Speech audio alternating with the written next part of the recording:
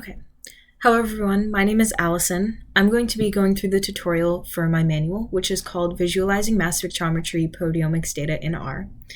So just for a little bit of background, what is proteomics? Proteomics is the study of the structure and function of all the proteins, which is produced by an organism. So mass spectrometry is often used to perform these large-scale experiments because it has high accuracy. Mass spectrometry measures the mass over charge ratio of ions which fly in the mass spectrometer. So this is then calculated to find the specific mass of each peptide, which is measured by the mass spectrometer. So because of this, mass spec can measure, tens of thousands of proteins at one time in one run.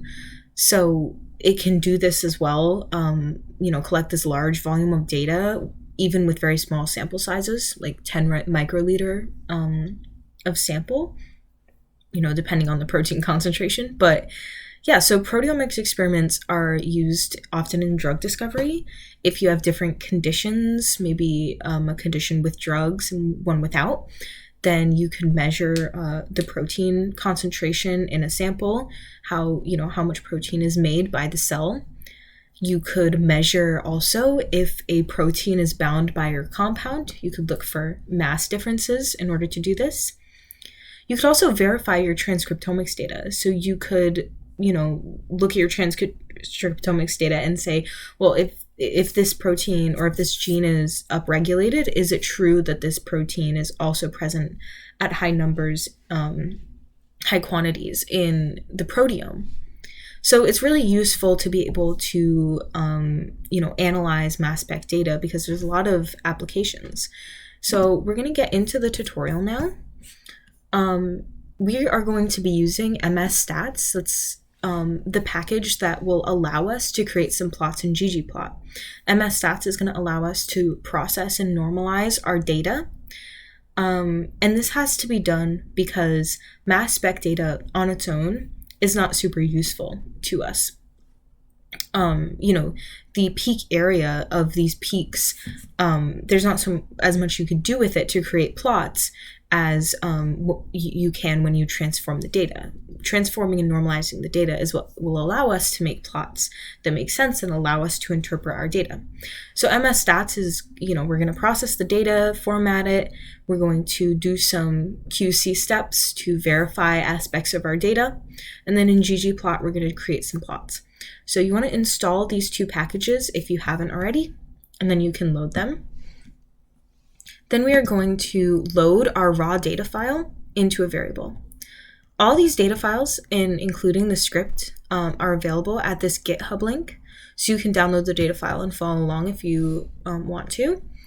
So you input the raw data file into a variable. You also want to input the annotation file into a variable, and then we'll just take a look at what these look like. So this is the raw data file. It has, we have the protein name, we have the peptide sequence. We also have, information from the mass spectrometer that's not necessarily useful to us right now. But what's really useful for us to look at right now is this area. So this is the peak area for each peptide, which is measured. And this is going to allow us to quantify the protein, which is found in our sample.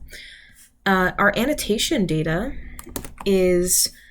This kind of data set is really just an Excel file that's prepared by the researcher because you want to assign the mass spec runs to conditions and replicates.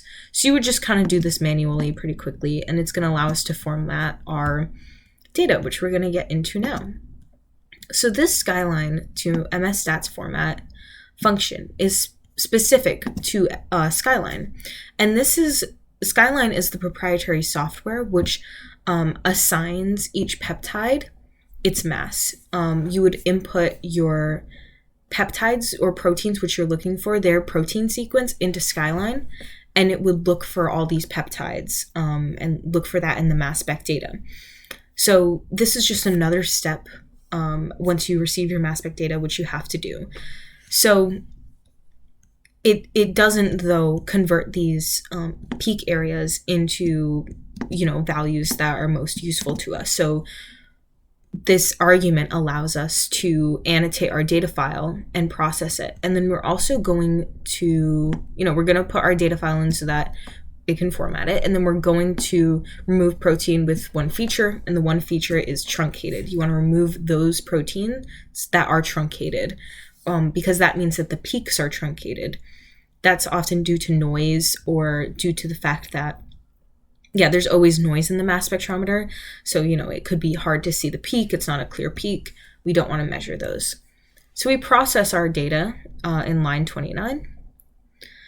And then we format our data in line 29. In line 37, we process our data.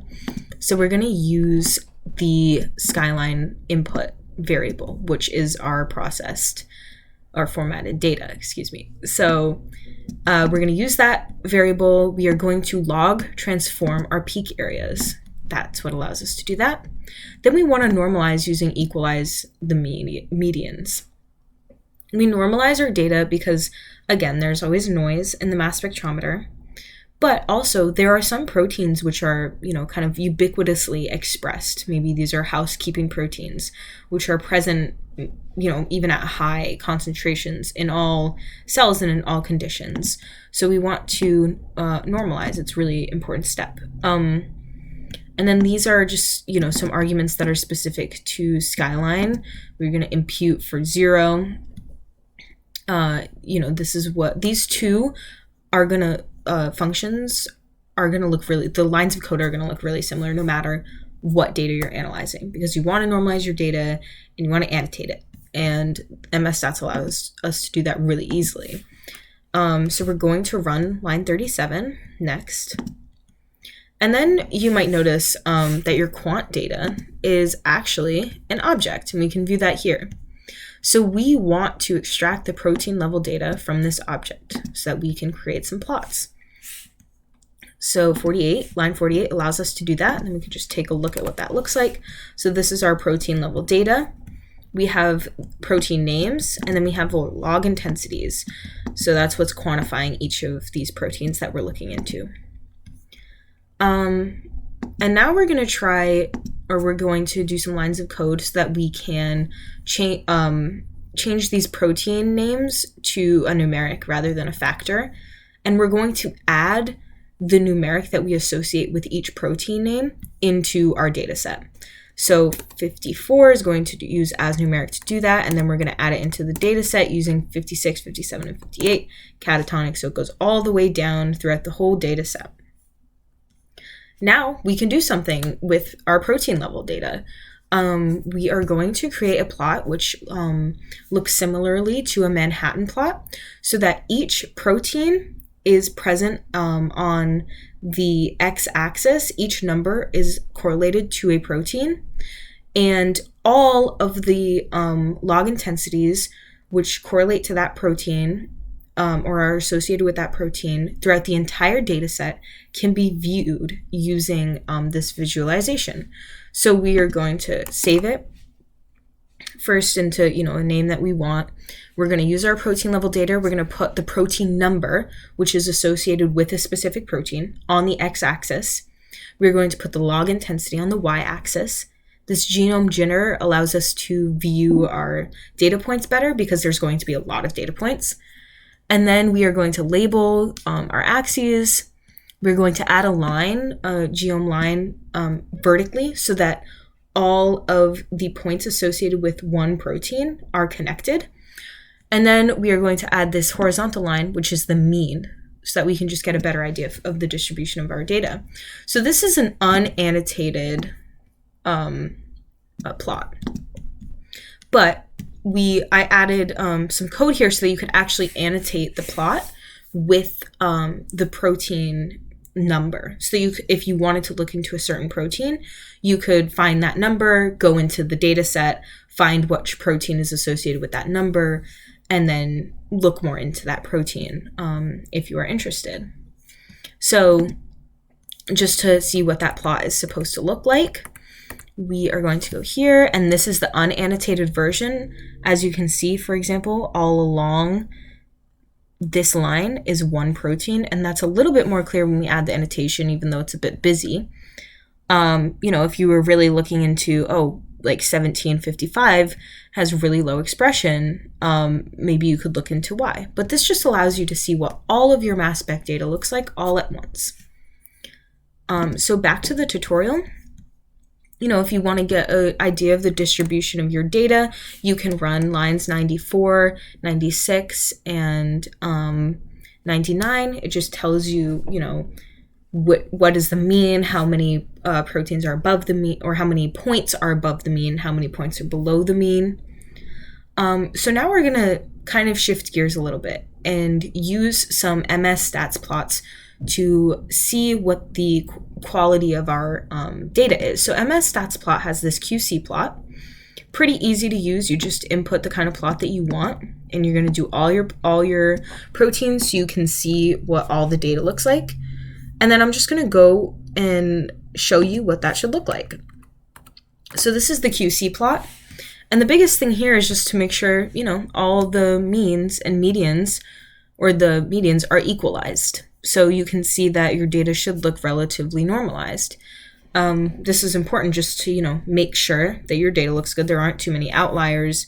Your normalization steps worked. And then another plot that we can do is a profile plot. So I just chose this protein, which is a, it's like it is a zinc finger associated protein. And, I just wanted to create a profile plot with that to see what all the replicates look like. Because in mass spec, it's really common that one of your replicates fails just due to the instrumentation, and you might have to run it again because you really want 3 replicates that look, quite similar. So what this profile plot allows us to look at all of the replicates here for this protein in all the conditions. Sorry. And you can see that, everything is pretty similar. And then if you just want to verify that, you have the summary, which is going to give you the summary of all the runs for this protein. So if you find in your, Manhattan-like plot that we made earlier, you want to look into a protein, you could do this as a step to say, well, are all the replicates correlating with one another? Is there a run that's really, maybe failed, or is there a condition that's really different? So these kind of process plots allow you to just look more into your data.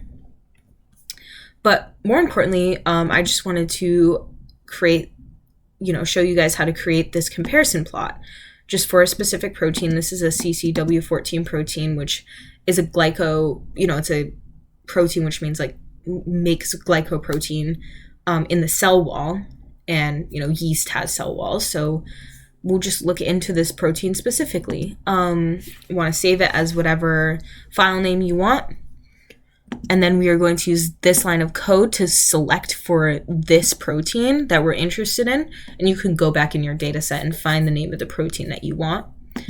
Then we're going to group by condition and by log intensity, and then on the y-axis we're going to put the log intensity.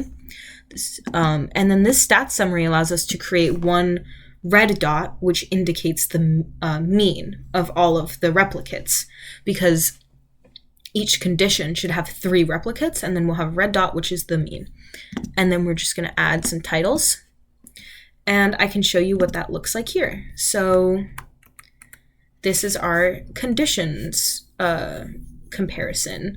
So we have our protein name at the top. You can see that for each condition, 1, 2, 3, 4, there are 3 dots, black dots, and then 1 red dot, which indicates the mean. And really, what's great about this tutorial is that if you have experience with ggplot, you can, change these plots to do what you want. If you don't want the mean there, you could remove it, and you know how to do that because it's in ggplot.